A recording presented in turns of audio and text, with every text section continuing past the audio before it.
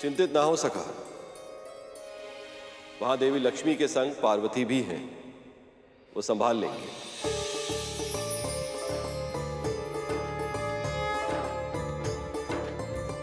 बस अब शीघ्र ही गणेश आ जाए तो ये विघ्न भी दूर हो जाएगा। लक्ष्मी के साथ मिलन में और विलंब अब मैं नहीं सह पाऊंगा। आपकी बात मानी तो विवाह का आनंद लेने से चूक जाऊंगा।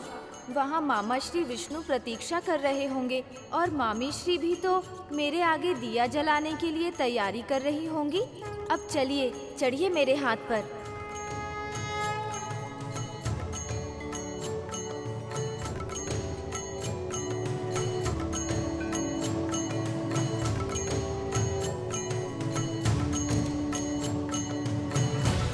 यदि मैं समय पर नहीं पहुंचा तो विवाह में कोई विघ्न भी आ सकता है, पर मैं ऐसा नहीं होने दे सकता। मुझे समय पर पहुंचना ही होगा, चाहे कुछ भी क्यों ना हो जाए।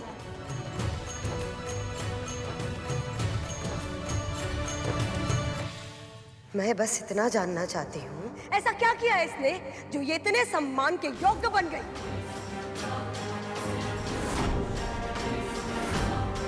मेरे मन में भी यही प्रश्न घुमड़ रहा था। अच्छा हुआ दीदी ने पूछ लिया। कितनी संकुचित सोच है आपकी। विवाह जैसे पवित्र अवसर पर, देवी लक्ष्मी के निवास स्थान पर आप विंता को एक दासी के रूप में देख रही हैं।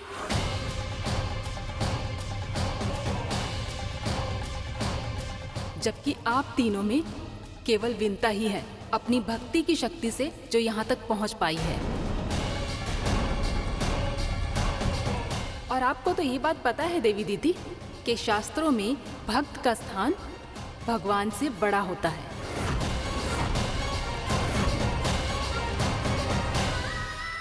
ये अपनी आस्था से यहाँ तक पहुँची हैं और इसीलिए हर विशेष सम्मान के योग्य हैं। चाहे जो कुछ भी हो देवी,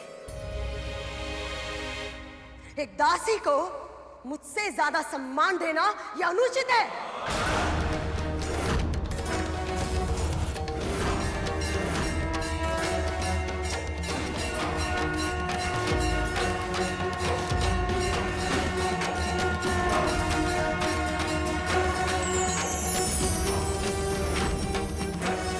देवी पार्वती का शक्ति रूप, मुझे इस विंता की वजह से और कोई संकट नहीं मोड़ देना है। महारानी,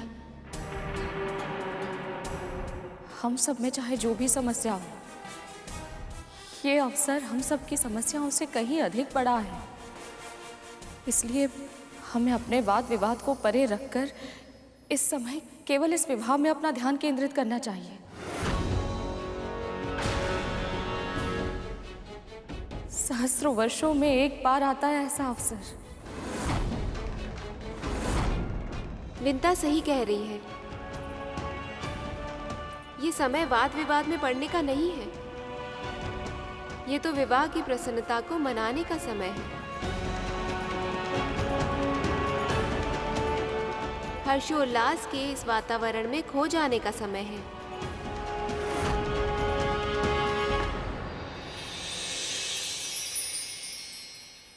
महाराज बलि, आप तो त्रिलोक जय, सर्वशक्तिमान, सर्वज्ञानी है। आपने यहाँ आने का कष्ट क्यों किया? मुझे क्षमा कर दीजिए गुरुदेव, बहुत बड़ी भूल हो गई है मुझसे। भूल का आवास होने पर क्षमा करने से कोई लाभ प्राप्त होता नहीं है। कितना समझाया था मैंने आपको, और आपके मन में तो अमृत प्राप्त करके आत्मनिर्भर बनने की हट चढ़ पकड़ चुकी थी। उन्हें जीवित होने के लिए अपने गुरु पर निर्भर रहने की व्यवस्था से मुक्त होना चाहते थे आप। मैंने बार बार आपको समझाया, किंतु आपने मेरे हित वचनों पर तनिक भी ध्यान नहीं दिया। और मेरे पास आपके लिए कोई सुझाव नहीं है। गुरुदेव, मेरी बात तो सुनिए।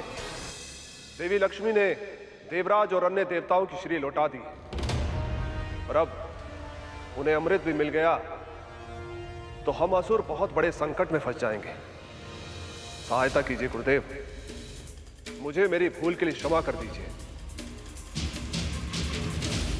ये सब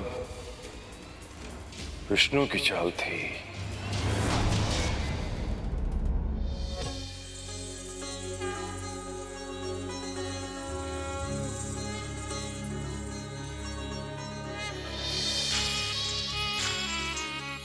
ये सारे दिए कितने सुंदर हैं, रंग बिरंगी और रत्नों से जड़ित।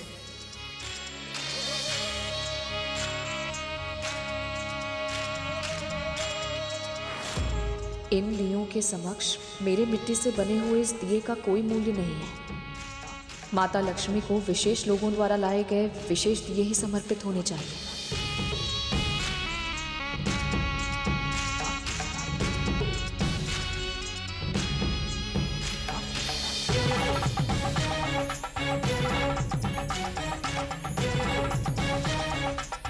जब तक सबके दिए यहाँ नहीं होंगे, मेरे लिए दिए का चुनाव करना असंभव है। पर यहाँ तो सबके दिए पहले से ही रखे हुए हैं सखी। पर एक दिया ऐसा है जिसे यहाँ होना चाहिए पर है नहीं।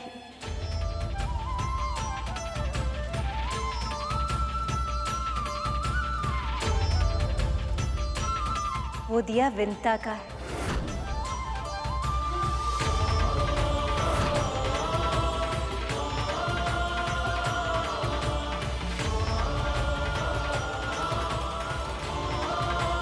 नहीं माँ, मेरा दिया इतना सुंदर नहीं है। विंता, यहाँ आओ। अरे आओ।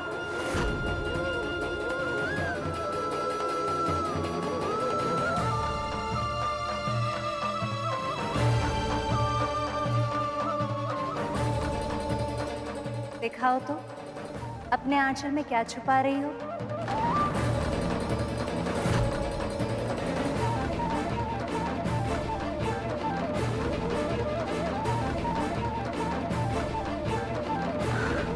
दिखाओ। दिखाओ।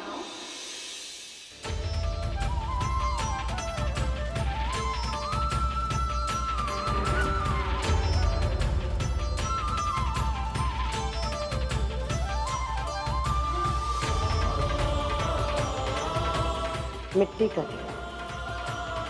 हमारे स्वर्ण और मणि जड़ित दिए के सामने इसका क्या महत्व है?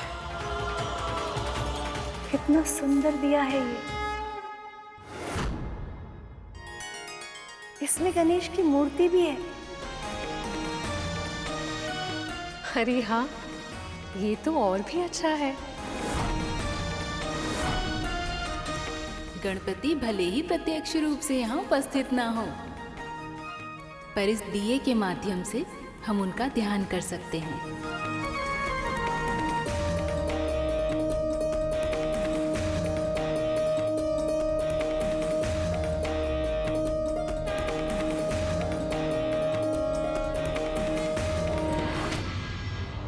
अपनी शक्ति लक्ष्मी को वापस प्राप्त करने के लिए उन्होंने आप सभी का उपयोग किया है। हाँ गुरुदेव, और अब उन दोनों के विवाह के लिए क्षीर सागर के मंथन को भी रोक दिया है। माया और छल विष्णु की कार्य पद्धति के अभिन्न अंग है। मैं जानता था और मैंने आपको चेतावनी भी दी थी, किंतु आपने अपने गुरु के ज्ञान का लाभ उठाना उचित नहीं समझा। आपने स्वयं अपने दुर्भाग्य को आमंत्रित किया है। कब होगी?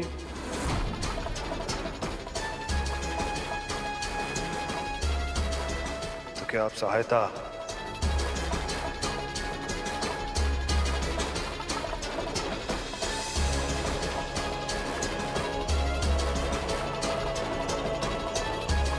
गुरुदेव ने सच में हमारा साथ छोड़ दिया।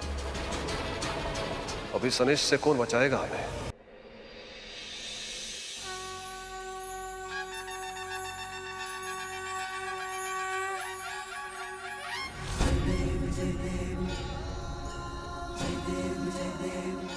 हे गणपति, इस बार जब मुझे नारायण मिले तो वो मुझसे कभी दूर ना जाए। हम एक साथ सदैव सुखमय जीवन बिताएं।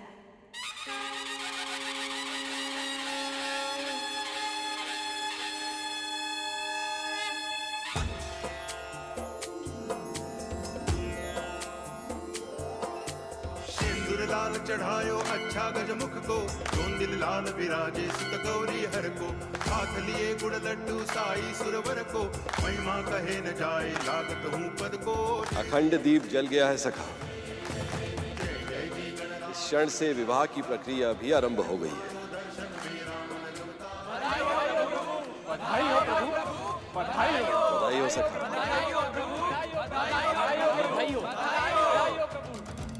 लगता है गणेश यहाँ आने की जगह सीधे वही चले गए। अब मुझसे और प्रतीक्षा नहीं होगी, हम शीघ्र ही हल्दी आरंभ करेंगे।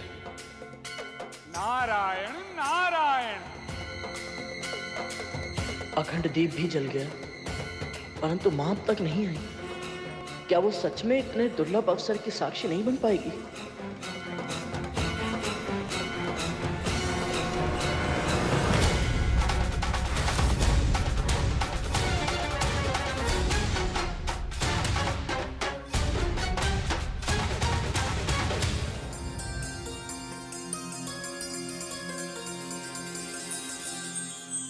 अरुण भैया,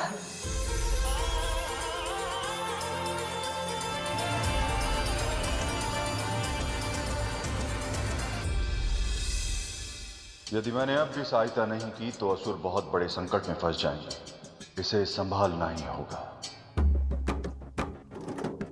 रुकिए महाराज।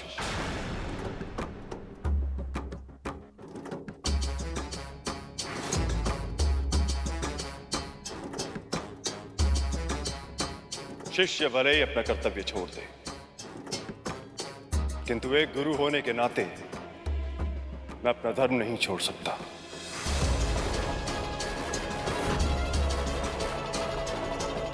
मैं आपकी सहायता करूंगा।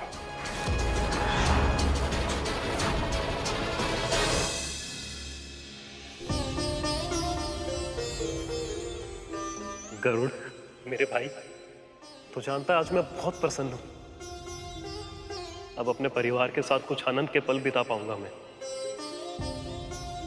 ये कल्पना ही मेरे रोम रोम को पुलकित कर रही है गरुड़।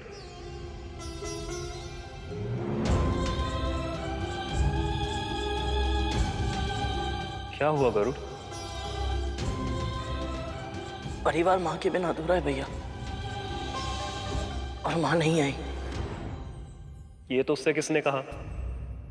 मां तो लक्ष्मी मां के साथ है गरुड़।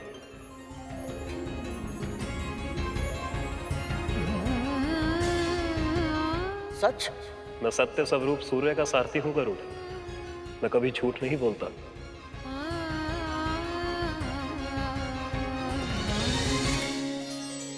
मेरे स्थान पर मेरी प्रतिमा के आगे दिया जलाकर विवाह के विधि विधान का औपचारिक आरंभ कर दिया है, पर मुझे स्वयं भी वहां शीघ्र ही पहुंचना होगा। इतने वेग से क्यों जा रहे हैं प्रभु? मुझे भय लग रहा है। कुछ करना होगा। प्रभु क्षमा कीजिएगा, पर लगता है कि आपको निमंत्रण देना केवल औपचारिकता ही थी। क्योंकि यदि सच में आपको बुलाना होता तो आपके बिना विवाह की रीतियों का आरंभ थोड़ी ना करते वो सब। अब ये तो सब जानते ही हैं प्रभु कि आपकी उपस्थिति के बिना कोई भी मंगल कार्य आरंभ तो हो सकता है, पर पूरा नहीं हो सकता। उसके बाद भी उन सब ने आपके पहुंचने की प्रतीक्षा क्यों नहीं की? हो सकता है मुहूर्त बीता जा रहा हो। प्रभु कहीं ऐसा तो नहीं कि वहाँ किसी को आपकी उपस्थिति की आवश्यकता का आभास ही ना हो रहा हो? भैया, आप नहीं जानते कि आपने ये सूचना देकर मुझे कितनी बड़ी प्रसन्नता दी है। माँ, ये तो बस प्रसन्नता का आरंभ है गरुड़। मैं जानता हूँ कि माँ किसी से नहीं कहेंगी, पर उनको उनकी सेवा का फल मिल चुका है। भगवान दत्तात्रेय ने उन्हें सदैव सुखी रहने का और दास्ता से मुक्त होने का आशीर्वाद दिया है मेरे भाई। ये सत्य है मेरे भाई। धीरे धीरे तुम्हें तुम्हारे कष्टों से मुक्ति मिलेगी और फिर समुद्र मंथन से निकलने वाला अमृत तेरे जीवन के सारे विष को समाप्त कर देगा। तो चल मेरे साथ भोजन भी कर ले और बाबा से भी मिल ले। बाबा?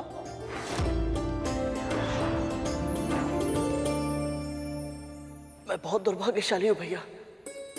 मुझे भगवान दत्तात्रेय से मिलने का अवसर प्राप्त हुआ था और मैंने अपनी अज्ञानता में उसे खवा दिया। तो चिंता मत कर गरुड़, सही समय आने पर तुझे उनके दर्शन अवश्य होंगे। तो बस अभी इसी बात का ध्यान रख कि असुर कुछ समस्या उत्पन्न ना करते। देवी लक्ष्मी वापस आ चुकी है। इसका तात्पर्य यह है कि विष्णु पहले से अधिक शक्तिशाली हो चुके होंगे। यदि इन दोनों का विवाह हो गया तो ये देवताओं के लिए अति कल्याणकारी होगा। यदि ऐसा हुआ तो असुरों के लिए अमृत प्राप्त करने का स्वप्न देखना भी असंभव हो जाएगा। तो कितना भी प्रयास कर लें उन्हें अमृत कभी भी प्राप्त नहीं होगा। शाम दाम दंड भेद सब किया जाएगा ताकि आपका भाग छीन कर देवताओं को दिया जाए। यदि अब आपको अमृत प्राप्त करना है तो उसका एक ही उपाय है।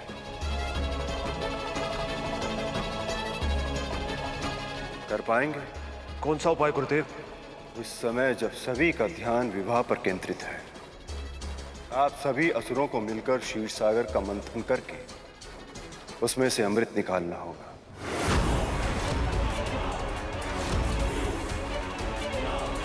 न केवल अमृत को प्रकट होने पर विवश करना होगा बल्कि उसे चुराना होगा।